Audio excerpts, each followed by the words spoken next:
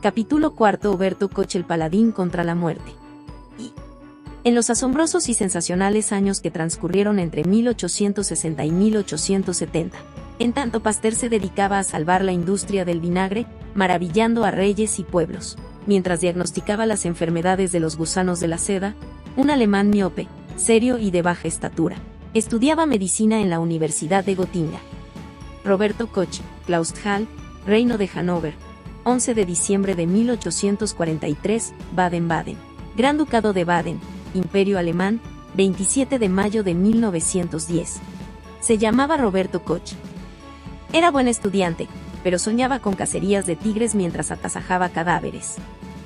Memorizaba a conciencia los nombres de cientos de huesos y músculos, pero el lamento imaginario de las sirenas de los barcos que partían rumbo a Oriente le hacían olvidar aquella jerga de latín y griego. El sueño de Koch era ser explorador, o médico militar para ganar cruces de hierro, o por lo menos médico naval para tener la oportunidad de visitar países remotos. Pero, después de recibirse, tuvo que hacer su internado en el poco interesante manicomio de Hamburgo. Ocupado en atender a los locos furiosos y a los idiotas incurables, difícilmente podrían llegar a sus oídos los ecos de las profecías de Pasteur sobre la existencia de seres tan terribles como los microbios asesinos. Aún seguía escuchando las sirenas de los vapores cuando al atardecer se paseaba por los muelles con Emma Franz, a quien le rogó se casara con él, hablándole de los románticos viajes que habrían de realizar alrededor del mundo. Emma respondió a Roberto que se casaría con él, a condición de que se olvidara de todas aquellas necedades de una vida aventurera, y se estableciera en Alemania para ejercer su profesión como un buen y útil ciudadano. Koch accedió. El atractivo de 50 años de dicha junto a ella logró hacer que se esfumaran sus sueños de elefantes y países exóticos, y se decidió a practicar la medicina, ejercicio que siempre encontró monótono en una serie de pueblos prusianos. Mientras Koch escribía recetas y atravesaba a caballo grandes lodazales, para pasar en vela las noches a la cabecera de las parturientas campesinas prusianas, Lister comenzaba en Escocia a salvarles la vida mediante la asepsia. Los profesores y estudiantes de las facultades de medicina de Europa empezaban a interesarse por las teorías de Pasteur y a discutirlas. Aquí y allá se hacían toscos experimentos, pero Koch se hallaba tan aislado del mundo científico como Leeuwenhoek, 200 años antes, cuando empezó a tallar lentes en Delft, en Holanda. Parecía que su destino sería el de consolar enfermos y la también encomiable tentativa de salvar la vida de los moribundos, cosa que, naturalmente, no conseguía en la mayoría de los casos. Emma, su mujer, estaba muy satisfecha con su situación, y se sentía orgullosa cuando su marido ganaba 20 pesos en 2 días de mucho trabajo. Pero Roberto Koch estaba inquieto, como se suele decir, iba tirando. La pasaba de un pueblo aburrido a otro aún menos interesante, hasta que por fin llegó a Bodelstein, en la Prusia Oriental, donde Frau Koch, para festejar el 28º cumpleaños de su marido, le regaló un microscopio para que se distrajera. Podemos imaginarnos a aquella buena mujer diciendo: quizá con esto se distraiga Roberto de lo que llama su estúpido trabajo. Tal vez le proporcione alguna satisfacción, ya que siempre está mirándolo todo con esa vieja lupa que tiene. Pobre mujer. Este microscopio nuevo, este juguete, llevó a su marido a aventuras mucho más curiosas que las que hubiera podido correr en Tahití o en Lejor, lances extraños, soñados por Pasteur, pero que hasta entonces nadie había experimentado y que se originaron en los cadáveres de ovejas y vacas.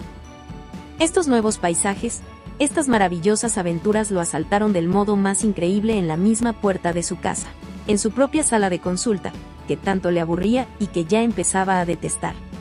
Odio todo este engaño al que en resumidas cuentas se reduce el ejercicio de la medicina, y no porque no quiera salvar a los niños de las garras de la difteria, sino porque, cuando las madres acuden a mí, rogándome que salve a sus hijos, ¿qué puedo hacer yo?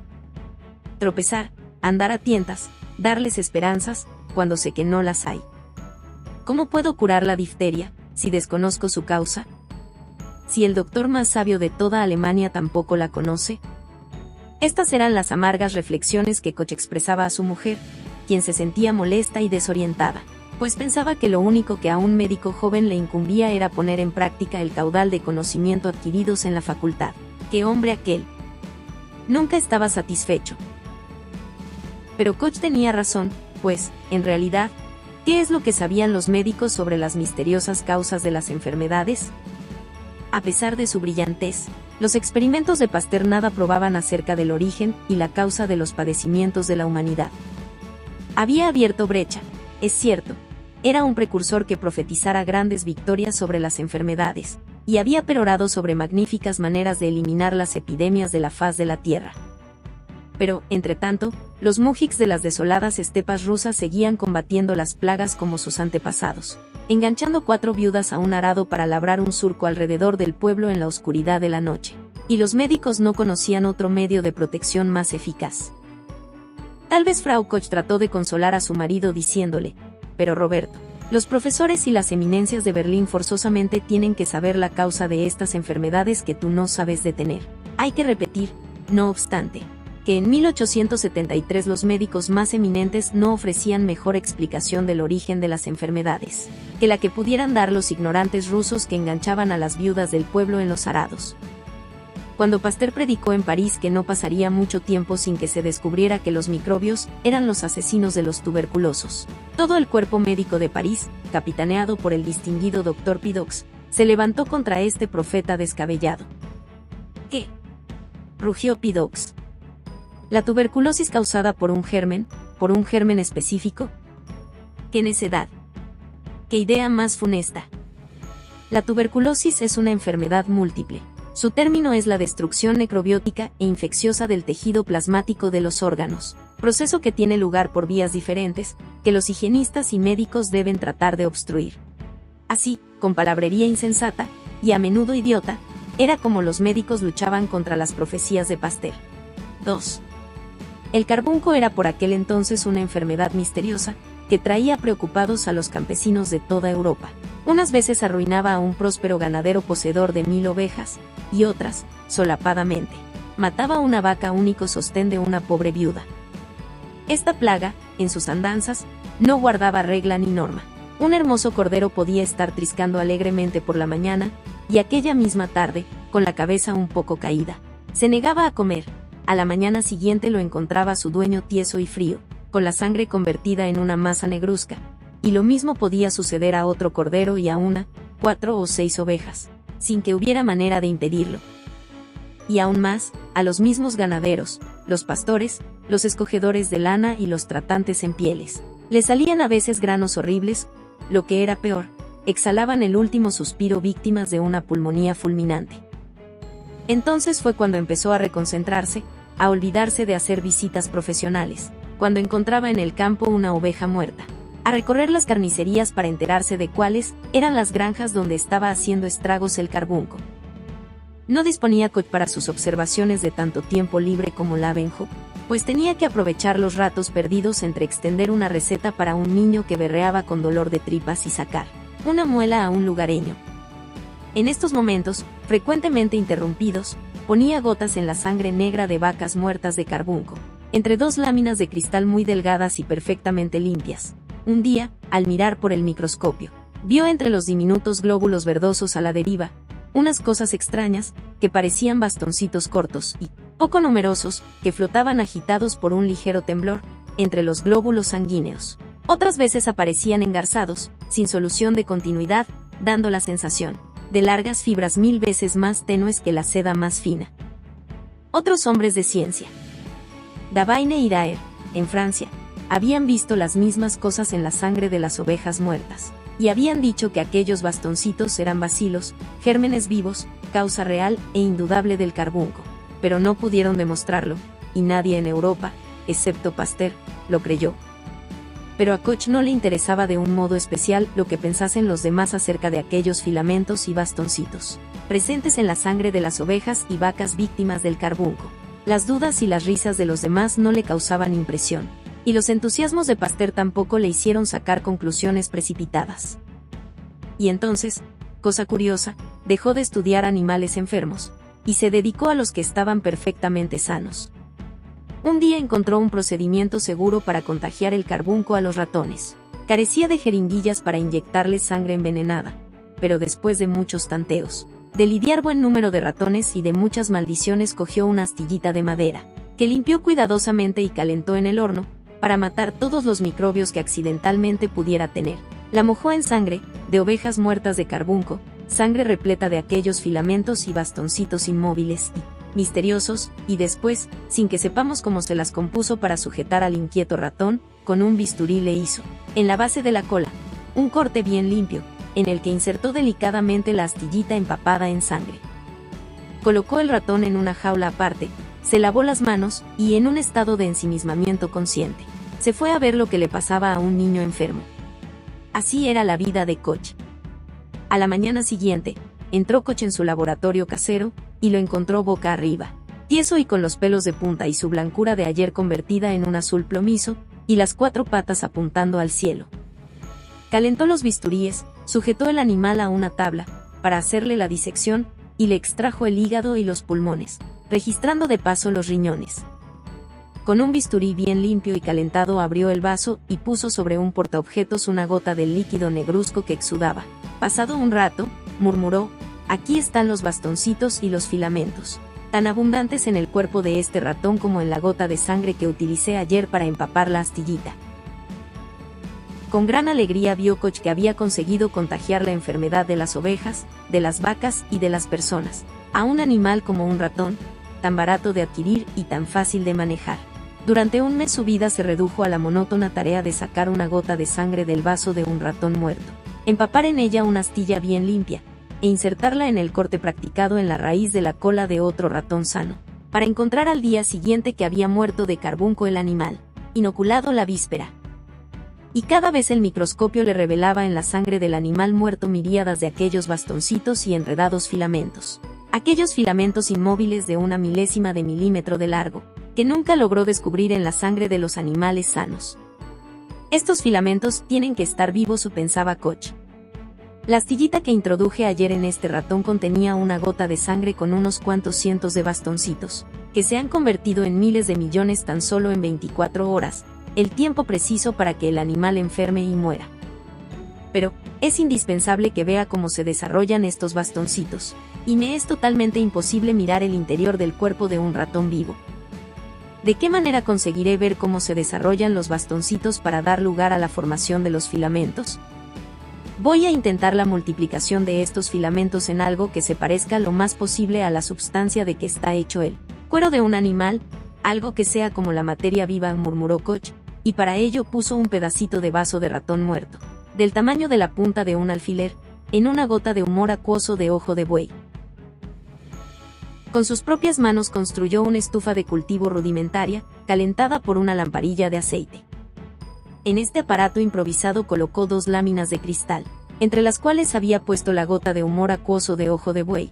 A altas horas de la noche, metido ya en la cama, pero desvelado, se levantaba para bajar un poco la mecha de la humosa lamparilla de su estufa de cultivo, y, en lugar de volverse a acostar, examinaba una y otra vez al microscopio la preparación que aprisionaba los diminutos bastoncitos. Y un día se le ocurrió, de repente, un procedimiento facilísimo, tontamente sencillo, para ver cómo se desarrollaban los bastoncitos. Voy a ponerlos en una gota pendiente, a la que no tengan acceso los demás microbios, murmuró. Y en una lámina de cristal muy delgada, previamente calentada para destruir todos los microbios que pudieran contaminarla, colocó una gota de humor acuoso de ojo de buey, de un animal sano recientemente sacrificado. En esta gota introdujo un fragmento pequeñísimo de vaso recién extraído a un ratón muerto de carbunco momentos antes, y sobre la gota colocó otra lámina de cristal más gruesa, con una cavidad lo suficientemente grande para que la gota no tropezase con nada. Previamente había untado vaselina en torno a la cavidad, para que se adhiriera bien la lámina delgada, y después, con gran habilidad, dio una vuelta completa al conjunto, y tuvo así la gota de humor acuoso con el trocito de vaso pletórico de bastoncitos, pendiente y aprisionada en la cavidad y fuera del alcance de otros microbios. Con una especie de excitación impasible acercó una silla y se sentó para observar lo que sucedía. En el grisáceo campo visual discernía únicamente los jirones del vaso de ratón enormemente aumentados, y aquí y allá flotaba un bastoncito muy delgado. Los bastoncitos a la deriva habían empezado a multiplicarse. Donde antes no había más que uno, aparecían 2 ahora. Otro se alargaba dando lugar a un filamento enredado y larguísimo, que serpenteaba a través del campo visual, y transcurridas un par de horas, Los jirones de vasos estaban totalmente ocultos bajo la miríadas de bastoncitos, de masas de filamentos, que semejaban enredados ovillos de hilo incoloro, hilo vivo, silencioso e hilo asesino. Durante cada uno de los 8 días que duró el escalofriante experimento, Koch repitió el milagro de hacer que apareciera 1.000.000 de bacilos donde antes solo existían unos cuantos. Sembró una pequeña fracción de la gota pendiente pletórica de bastoncitos en otra gota de humor acuoso, y siempre comprobó que los escasos bastoncitos existentes en un principio se multiplicaron hasta llegar a ser millones. He obtenido 8 generaciones de bacilos, sin necesidad de la presencia de cuerpo animal alguno, los he obtenido puros, separados de toda otra especie microbiana. En esta octava gota pendiente no queda nada de tejido enfermo ni rastro del vaso del ratón muerto. Solo hay en ellas los hijos de los bacilos que mataron al ratón. Si inyecto estos bacilos en un ratón, en una oveja, ¿seguirán multiplicándose? Estos filamentos son realmente la causa del carbunco. Con mucho cuidado empapó Koch una astillita en la gota pendiente pletórica de microbios de la octava generación, gota turbia a una simple vista, por el gran número de bacilos que encerraba, y después, teniendo al lado a ese ángel guardián invisible que protege a los que exploran la naturaleza imprudentemente, introdujo con gran destreza la astillita bajo la piel de un ratón sano. Al día siguiente Koch, con sus ojos miopes, se inclinaba sobre el cuerpo del ratón, clavado con alfileres a la tabla de disección, y trémulo de esperanza flameaba a sus bisturíes. 3 minutos más tarde, sentado ante el microscopio, con un trozo de vaso del ratón muerto entre 2 láminas de cristal, murmuraba: «Lo he demostrado. Aquí están los filamentos, los bastoncitos. Los bacilos procedentes de la gota pendiente son tan mortíferos como los del vaso de una oveja muerta de carbunco. 3. Los bacilos del carbunco, tan poco resistentes, que mueren con tanta facilidad en el portaobjetos. ¿Cómo pasan de los animales enfermos a los sanos?». Entre los ganaderos y veterinarios de toda Europa circulaban varias explicaciones supersticiosas en relación con el carbunco, creencias extrañas respecto al misterioso poder de esta plaga, siempre pendiente sobre los rebaños, como una espada cruel e invisible. Era una enfermedad demasiado horrible para que su causa fuese un pequeñísimo bacilo de 1 milésima de milímetro de largo. ¿Cómo podían estos bacilos resistir el invierno en los campos y en las montañas durante años enteros? ¿Qué sucedía cuando, después de haber frotado una lámina de cristal con un trocito de vaso pletórico, los veía esfumarse, disgregarse y desaparecer? Puso sobre estas láminas de cristal el alimenticio humor acuoso de ojo de buey, y los microbios no aparecieron.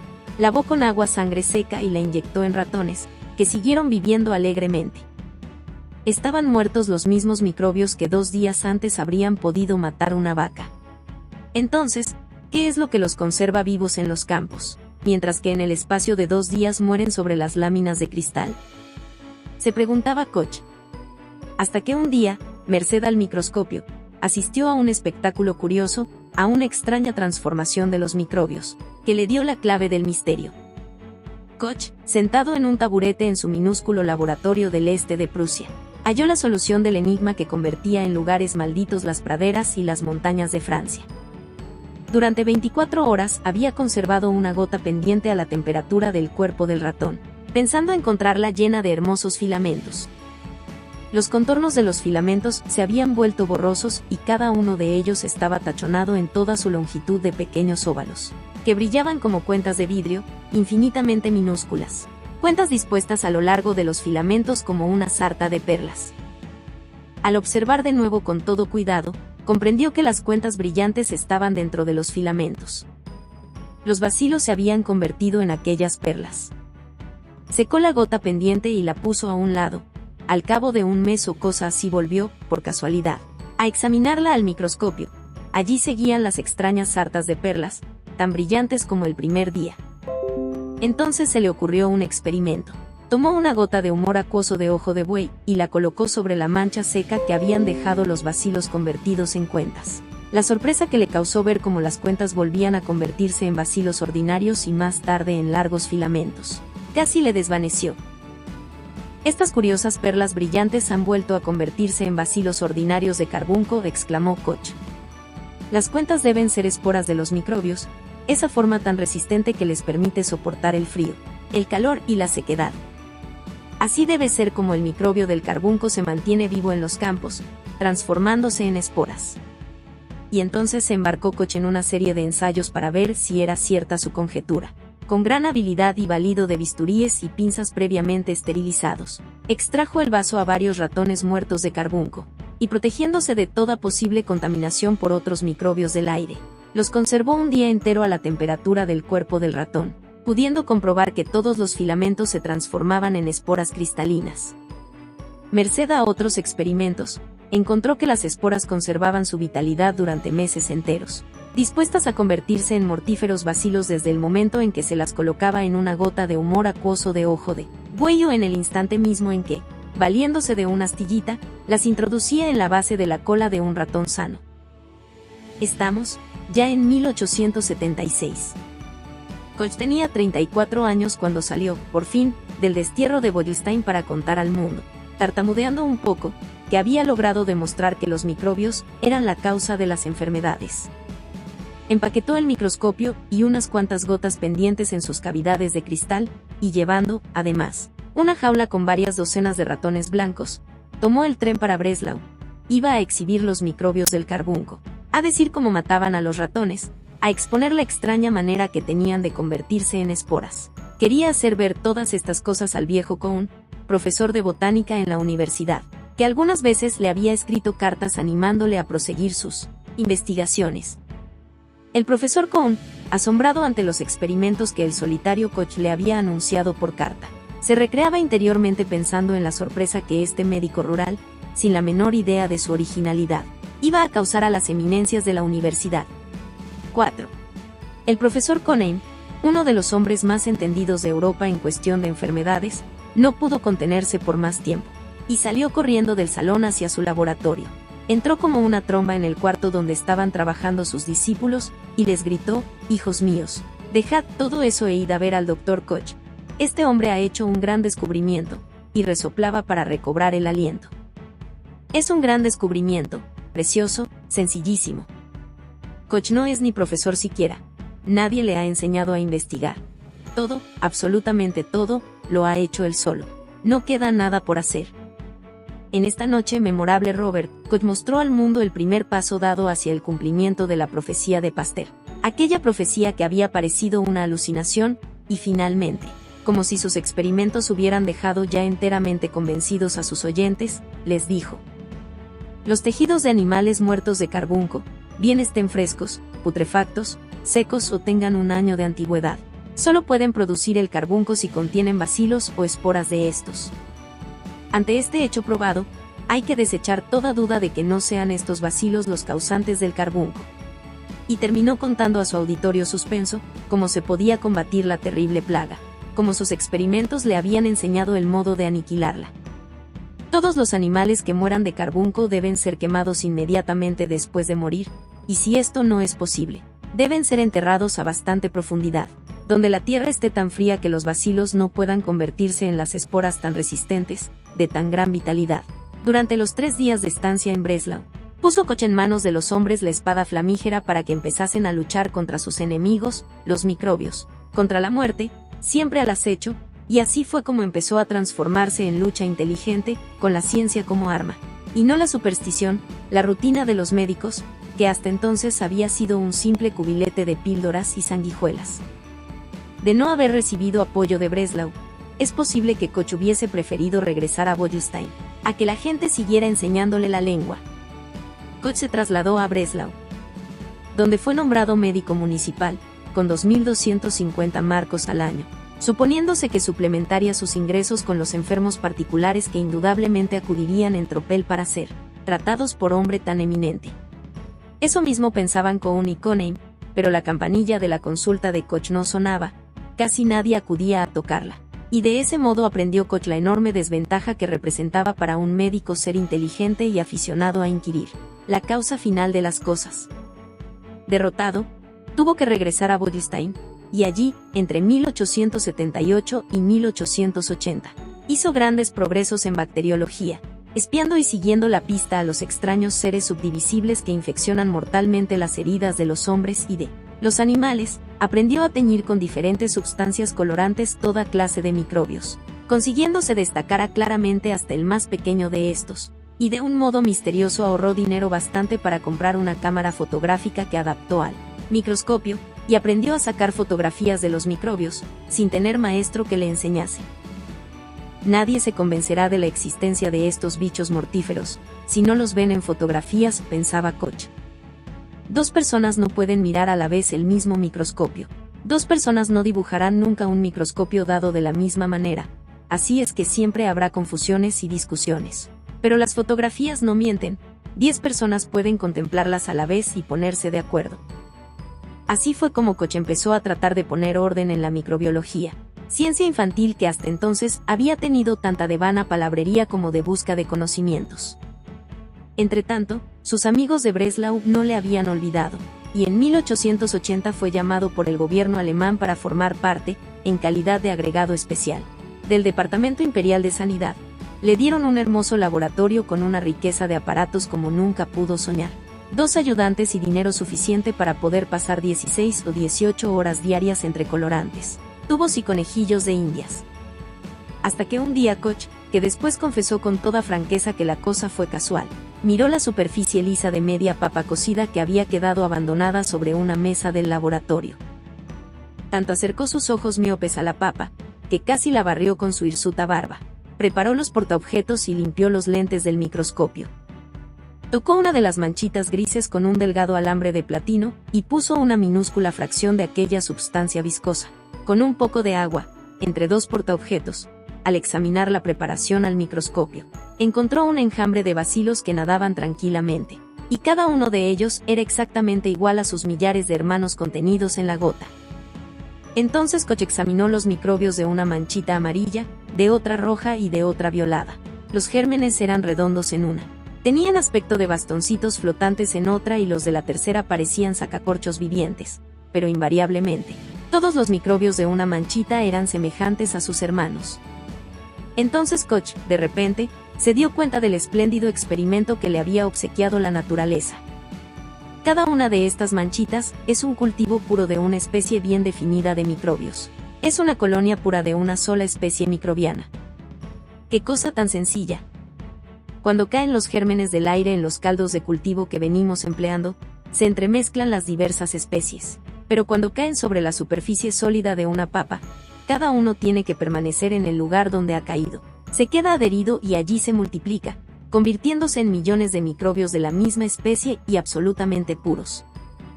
Koch llamó a Loeffler y a Grafkay, los 2 médicos militares que le servían de ayudantes, y sobriamente les puso al corriente de la revolución que había de ocasionar en el embrollado asunto de la casa de microbios, una mirada casual dirigida a una papa abandonada. Los 3 se pusieron a trabajar con una meticulosidad tan asombrosa que los buenos franceses calificarían de estúpida. Para ver si Koch tenía razón, sentados los 3 ante sendas ventanas del laboratorio, Koch en el medio, en un taburete alto, con Loeffler y Grafkay en otros taburetes a derecha e izquierda, daban la sensación de una trinidad de solemnes trabajadores. Se propusieron desvanecer sus propias esperanzas, pero al poco tiempo descubrieron que la profecía de Koch era aún más cierta de lo que se habían imaginado. Hicieron mezclas de 2 o 3 especies de microbios, mezclas imposibles de deshacer con los métodos corrientes de cultivo, y las sembraron en la superficie plana de varias papas cocidas, en donde cayó un microbio aislado, allí quedó, dando origen a una colonia de millones de seres su misma especie. Entonces Koch, que con el sencillo experimento de la papa había transformado la casa de microbios, del juego de azar que hasta entonces había sido, en algo que presentaba la seguridad propia de una ciencia, se dispuso a seguir la pista a los diminutos mensajeros que transmiten a la humanidad una docena de enfermedades asesinas. Koch había encontrado hasta ahora muy poca oposición o crítica de los demás hombres de ciencia, debido, principalmente, a que nunca hablaba sin estar seguro de los resultados de sus experimentos. Daba cuenta de estos con una apacible modestia, y tan perfecta era su labor, que le era difícil encontrar adversarios. Tenía el don de adelantarse a las objeciones que pudieran serle hechas y refutarlas de antemano. Plenamente confiado, fue Koch a visitar al profesor Rodolfo Fierko, el más eminente de los investigadores alemanes en cuestión de enfermedades. Todo lo que se sabía acerca de la tuberculosis era que se suponía causada por alguna especie de microbio, puesto que los hombres enfermos podían transmitirla a los animales sanos. Un francés viejo, Wilhelmine, había iniciado las exploraciones, y Conein, el brillante profesor de Breslau, había conseguido contagiar la tuberculosis a los conejos introduciendo en uno de estos animales un trocito de tejido enfermo en la cámara frontal del ojo, siéndole posible vigilar, de esta manera, los pequeños islotes de tejido atacado, los tubérculos, y ver cómo se extendían y realizaban su mortífera labor. Fue un experimento de lo más ingenioso, algo así como ver los progresos de una enfermedad a través de una ventana. Iko se puso a trabajar. Lo hacía todo con un sistema tan metódico, que produce escalofríos cuando se leen sus trabajos científicos. Obtuvo el primer material tuberculoso de un obrero de 36 años, hombre vigoroso que 3 semanas antes gozaba de perfecta salud. De pronto empezó a toser, a sentir ligeros dolores en el pecho, a parecerle que el cuerpo se le deshacía materialmente. El pobre hombre murió a los 4 días de haber ingresado en el hospital, acribillado de tubérculos, con todos los órganos salpicados de motas amarillo-grisáceas, del aspecto de los granos de mijo. Día tras día se dedicó Koch a teñir de pardo, de azul, de violeta, de casi todos los colores del arco iris, el material procedente del obrero muerto, con grandes precauciones, mojándose cada vez las manos con sublimado corrosivo, que se las ennegrecía y arrugaba, frotaba con el peligroso material tuberculoso láminas de cristal delgadas y limpias, que mantenía después varias horas en un fuerte tinte azul. Una mañana sacó los portaobjetos del baño colorante y los examinó al microscopio. Al enfocar surgió una visión extraña de la niebla gris, masas curiosas del bacilos sumamente delgados, teñidos de azul y tan tenues, que no podía hacer conjeturas acerca de su tamaño, pero que tenían una longitud inferior a 1 milésima de milímetro. Con toda su precisión, con toda su eficiencia, continuó tiñendo tubérculos de todas las partes del cuerpo del obrero muerto, y en todos ellos el tinte azul hacía destacarse a los mismos bacilos tenues y encorvados, seres extraños que no se parecían a nada de lo que había tenido ocasión de ver en los millones de hombres y animales sanos y enfermos cuyas entrañas había examinado. Después empezaron a ocurrirle cosas desagradables a los conejillos de Indias y a los conejos inoculados. Los conejillos, desconsolados, se acurrucaban en los rincones de las jaulas, con el pelo erizado. Sus cuerpecillos antes rellenos iban arrugándose hasta quedar reducidos a un saco de huesos. Tenían fiebre, dejaron de moverse. Desdeñaban las apetitosas zanahorias y el heno, y uno tras otro fueron muriendo. A medida que iban apareciendo estos mártires inconscientes, víctimas de la insana curiosidad de Koch y en holocausto de la humanidad doliente, este los iba clavando en el tablero de disección, les empapaba el pelo con sublimado corrosivo y, reteniendo la respiración, los abría en canal, con bisturíes esterilizados. En todos aquellos pobres animalitos encontró Koch los mismos tubérculos siniestros, de color gris amarillento que habían llenado el cuerpo del obrero muerto. Sumergió en el baño azul las consabidas láminas de cristal, y en todas ellas descubrió los mismos bastoncitos curvos y terribles que habían aparecido ante sus ojos asombrados cuando se le ocurrió teñir los trozos del pulmón del obrero muerto. «Lo encontré por fin», murmuró. Se dedicó a recorrer los hospitales de Berlín, pidiendo le entregasen los cadáveres de hombres y mujeres fallecidos de tuberculosis. Pasó los días lúgubres y monótonos en los depósitos de cadáveres, y las noches en su laboratorio, ante el microscopio, en un silencio solo interrumpido por los ruidos y carreras de los conejillos de Indias. Con los tejidos enfermos de los cuerpos consumidos de los tuberculosos fallecidos, inoculó centenares de conejillos de Indias, conejos, 3 perros, 13 gatos, 10 gallinas y 12 palomas, sin interrumpir estas inoculaciones, que parecían obra de un perturbado. Realizó la misma operación con ratones blancos, ratas, ratones de campo y 2 marmotas. En toda la historia de la microbiología no se ha dado otro caso de un experimento hecho más a conciencia. Ensayando todas las combinaciones posibles que se le ocurrían, se dedicó Koch a intentar el cultivo de los bacilos en gelatina de caldo de carne puro. Preparó una docena de medios nutritivos, diversos, mantuvo los tubos de cultivo a la temperatura del laboratorio, a la del cuerpo humano y a la de la fiebre. Con gran acierto empleó pulmones atacados, de conejillos de Indias pletóricos de bacilos, pulmones que no encerraban ninguna otra raza de microbios, que al multiplicarse con exceso pudieran destruir los delicados gérmenes que él creía eran los causantes de la tuberculosis. Exponiéndose a un peligro tremendo, sembró trozos de estos pulmones en centenares de tubos y matraces, pero el resultado de su labor fue nulo. Aquellos frágiles bacilos que crecían en los cuerpos de los animales enfermos como lo hace la maleza en los bosques tropicales, Esos microbios que se encontraban por millones en las personas atacadas de tuberculosis, se reían de los buenos caldos y gelatinas con que Koch les obsequiaba. No era procedimiento aquel. Un buen día se dio cuenta Koch, de repente, del motivo de sus fracasos. Tengo que preparar un medio nutritivo que se asemeje todo lo más posible a la substancia de que está compuesto un ser vivo. Y así fue como Koch inventó su famoso medio de cultivo, la gelatina de suero sanguíneo, para aquellos microbios que son demasiado remilgados para reproducirse en medios nutritivos corrientes. Las carnicerías le proveyeron del suero fresco, de color pajizo, procedente de la sangre coagulada de vacas sanas recién sacrificadas, y que calentó con todo cuidado para destruir los microbios extraños que pudieran haberle contaminado. Vertió el suero en una docena de tubos de ensayo largos y estrechos, colocándolos inclinados, para que presentaran una mayor superficie donde sembrar los tejidos procedentes de animales tuberculosos, y después, con gran ingenio, calentó cada tubo lo suficiente para que el suero solidificase, dando una gelatina transparente con la superficie libre de bisel.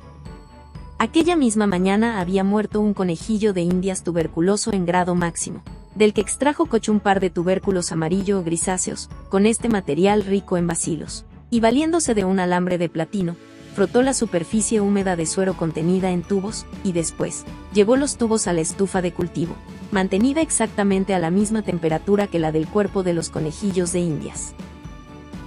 Día tras día, todas las mañanas se acercaba Koch, expectante, a la estufa, sin que observase cambio alguno. Cualquier otro que no hubiera sido Koch, habría tirado aquellos tubos causantes de tanta desilusión. Koch no tiró los tubos, y al aproximarse a la estufa en la mañana del día 15º, encontró cubierta de pequeñas motas brillantes la superficie aterciopelada de la gelatina de suero. Con mano temblorosa cogió la pulpa, y al examinar un tubo tras otro, encontró en todos ellos las mismas motitas brillantes que se resolvían en pequeñas escamas secas. Aturdido, arrancó el tapón de algodón de uno de los tubos, flameó mecánicamente la boca en la llama de un mechero Bunsen, y con un alambre de platino extrajo una de aquellas colonias escamosas que debían ser microbios, y sin saber cómo ni cuándo, se encontró sentado ante el microscopio. Entonces se dio cuenta de que en el árido camino de su aventura había llegado a un lugar grato y acogedor. Allí estaban en miríadas incontables los mismos bacilos, los bastoncitos retorcidos que había descubierto en un principio en los pulmones del obrero víctima de la tuberculosis. Estaban inmóviles, pero vivos seguramente, y en trance de multiplicarse. Eran delicados y remilgosos en cuanto a alimentación, y de poco tamaño, pero más salvajes que las hordas de unos y más mortíferos que 10.000 nidos de serpientes de cascabel. Koch confirmó este primer éxito en meses de intensa labor experimental, comprobándolo todo con una paciencia y un detalle que causan estupor, si se considera su incesante meticulosidad y prudencia, según se desprende al leer el número de experimentos multiplicados al infinito que figuran en su memoria clásica sobre la tuberculosis. Koch obtuvo en los tubos inclinados con gelatina de suero, 43 familias diferentes de los bastoncitos mortíferos, a partir de monos, bueyes y conejillos de Indias tuberculosos. Y solo podía obtenerlos partiendo de animales atacados o a punto de morir de tuberculosis. Durante meses enteros cuidó de aquellos diminutos asesinos, trasplantándolos de un tubo a otro, cuidando con exquisita vigilancia de que no hubiera otro microbio extraño. Se hizo traer al laboratorio tortugas, golondrinas, 5 sapos y 3 anguilas, para inyectarle sus preciados microbios. Poseído de esta fiebre, completó Koch estos fantásticos ensayos inoculando también una carpa dorada. Pasaron los días, transcurrieron semanas, y cada vez que entraba Koch por la mañana al laboratorio, iba derecho a las jaulas y tarros que encerraban a los trascendentales animales. La carpa seguía abriendo y cerrando la boca y nadando plácidamente en la esférica pecera. Los sapos croaban despreocupadamente y las anguilas conservaban toda su viveza escurridiza. La tortuga sacaba la cabeza del caparazón de vez en cuando. Pero, así como las inyecciones no produjeron daño alguno a estos animales, que en su estado natural no contraen la tuberculosis, los conejillos de Indias, en cambio, comenzaron a declinar, a tumbarse lastimosamente y a respirar con dificultad. Uno a uno fueron muriendo, con los cuerpos convertidos en un semillero de tubérculos. El 24 de marzo de 1882, la Sociedad de Fisiología de Berlín celebró sesión en una pequeña sala que resplandecía por la presencia de los hombres de ciencia más brillantes de toda Alemania. Estaban presentes Paul Ehrlich, y el eminente profesor Rodolfo Fierco, el que poco antes se había mostrado despreciativo con Koch, y casi todos los famosos patólogos alemanes. Robert Koch relató la historia lisa y llana de cómo había logrado encontrar el asesino invisible de una entre cada 7 personas que morían. Dijo cómo los médicos podían aprender ya las costumbres al bacilo de la tuberculosis, el enemigo más pequeño de la humanidad, pero también el más implacable, y puso de relieve sus escondrijos, sus fuerzas, sus puntos débiles, mostrando cómo podía emprenderse la cruzada para aplastar, para eliminar del mundo a este enemigo mortal y subvisible. Koch se sentó al terminar su peroración, en espera de discusión, de los inevitables comentarios y objeciones con que son acogidas las comunicaciones revolucionarias. Todos los ojos fijos en Fierco, quien se limitó a levantarse, ponerse el sombrero y marcharse, ya que no tenía nada que decir. Si 200 años antes hubiese hecho el viejo Leeuwenhoek un descubrimiento tan trascendental como este, habrían tenido que transcurrir meses para que la Europa del siglo XVII se enterase de las novedades. Pero en 1882, la noticia de que Koch había descubierto el microbio de la tuberculosis trascendió aquella misma tarde la sala donde estaba reunida la Sociedad de Fisiología, y por la noche fue transmitida por cable a Kamchatka y a San Francisco, y apareció por la mañana, como información sensacional en la primera plana de los periódicos. En ningún escrito de Koch he encontrado prueba alguna de que se considere él mismo como un gran descubridor, jamás, como era costumbre de Pasteur, pareció darse cuenta de que dirigía una de las batallas más hermosas y más espeluznantes de las sostenidas por los hombres contra la naturaleza cruel. Pero, en cambio, montó un drama lleno de inspiración, una lucha con los mensajeros de la muerte, que transformó en investigadores maniáticos a algunos bacteriólogos demasiado aficionados a estar en escena, hombres que llegaron a extremos casi suicidas, casi asesinos, para demostrar que los microbios eran los causantes de las enfermedades más graves. Tomemos como ejemplo al Dr. Feleysen. Salido del laboratorio de Koch, encontró un curioso microbio en forma de bola engarzado a sus hermanos en cadenas semejantes a las cuentas de un rosario y que procedía de trozos de piel arrancados a enfermos de erisipela, llamada por otro nombre, fuego de San Antonio. Basado en la teoría de que un ataque de erisipela podía curar el cáncer, pretextos de un loco, Feleysen inyectó millones de estos microbios, conocidos ahora con el nombre de streptococos, a algunas personas atacadas de cáncer y sin esperanza de salvación. Pocos días después todos aquellos enfermos, tomados como animales experimentales, enrojecieron con el fuego de San Antonio, y algunos se agravaron tanto que estuvieron a punto de morir. Así fue como este loco demostró su tesis, que los estreptococos son la causa de la erisipela. Otro discípulo de Koch, el Dr. Garre, de Basilea, héroe actualmente olvidado, se frotó con toda serenidad un brazo con el contenido de los tubos enteros de otra especie microbiana que, según Pasteur, era la causante de los forúnculos. Garre cayó gravemente enfermo con un antrax enorme y 20 forúnculos, y aunque la tremenda dosis de microbios que se inoculó era más que suficiente para haberlo matado, despreció el peligro, para poder exclamar, triunfalmente: ahora me consta que este microbio, el estafilococo, es la verdadera causa de los forúnculos y del antrax. Entretanto, ya a fines de 1882 el descubridor del bacilo de la tuberculosis empezó a olfatear el rastro de uno de los microbios más delicados, de los más fáciles de matar, y sin embargo, el más terriblemente salvaje de todos ellos. El cólera asiático había llamado a las puertas de Europa en 1883. Escapado de sus escondrijos en la India, se había deslizado a través de mares y desiertos de arena hasta llegar a Egipto, y repentinamente estalló en Alejandría una epidemia mortífera, que causó pánico en la Europa mediterránea. El silencio del miedo reinaba en las calles de Alejandría. El virus asesino se infiltraba por la mañana en hombres rebosantes de salud, les hacía retorcerse por la tarde en los espasmos de una agonía atormentadora, y por la noche estaban ya fuera de las garras de todo sufrimiento. Entonces dio comienzo una carrera entre Koch y Pasteur, es decir, entre Francia y Alemania, para descubrir el microbio productor de aquel cólera, que iluminaba, amenazador, el horizonte. Koch y Graf Kay partieron a Berlín armados de microscopios y con un verdadero parque zoológico. Pasteur, ocupadísimo en aquellos momentos con la conquista del misterioso microbio de la hidrofobia, envió al brillante y fervoroso Emilio Roux y al silencioso Thuillier, el más joven de todos los cazadores de microbios de Europa. Koch y Graf Kay trabajaron sin acordarse de comer ni de dormir, haciendo en locales horribles la disección de los cadáveres de egipcios víctimas del cólera, en un laboratorio ahogado, en una atmósfera que casi se resolvía en gotas de humedad sofocante cayéndoles las gotas de sudor por la punta de la nariz. Sobre los oculares de los microscopios, en estas condiciones inoculaban a monos, perros, gallinas, ratones y gatos los materiales procedentes de los cadáveres de los egipcios recién fallecidos. Y mientras los dos equipos de investigadores rivales se esforzaban frenéticamente, la epidemia comenzó a decaer de modo tan misterioso como había aparecido. Hasta entonces, ninguno de ellos había encontrado microbio alguno al que hacer responsable, y todos ellos, y aquí hay algo de humorismo macabro, se lamentaron de ver cómo, al retroceder la muerte, se les escapaba la ocasión de atrapar su presa. Koch y Graf Kai hacían ya sus preparativos para regresar a Berlín cuando, una mañana, un azorado mensajero les dio la siguiente noticia: el doctor Tuillier, de la Comisión Francesa, ha muerto de cólera. Koch y Pasteur se odiaban con toda sinceridad y pasión, como buenos patriotas que eran. Pero en esta ocasión los dos germanos fueron a ver al atribulado Oru para darle el pésame y ofrecerle sus servicios. Koch se apresuró a regresar a Berlín, llevando unas cajas misteriosas con preparaciones teñidas con poderosos colorantes, preparaciones que encerraban un curioso microbio de la misma forma de una coma.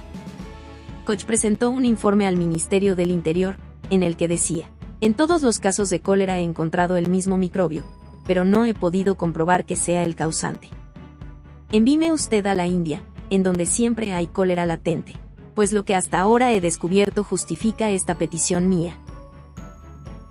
Koch encontró su bacilo coma en cada uno de los 40 cadáveres que examinó, descubrió el mismo bacilo, puro, en gelatina de caldo de carne, y una vez que lo tuvo aprisionado en los tubos, estudió las costumbres de esta planta microscópica y malintencionada, como aparecía rápidamente en cuanto se desecaba lo más mínimo y como se insinuaba en las personas sanas merced a las ropas manchadas por las que habían muerto de cólera.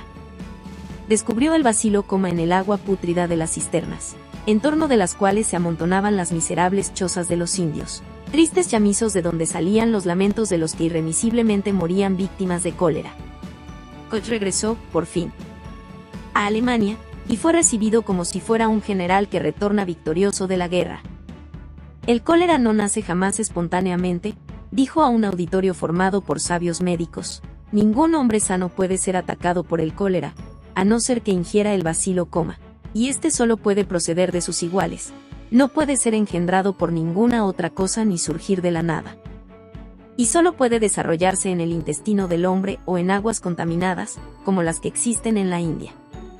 Gracias a las valientes investigaciones de Koch, Europa y América no tienen ya que temer las incursiones devastadoras de estos asesinos de Oriente, microscópicos pero terribles.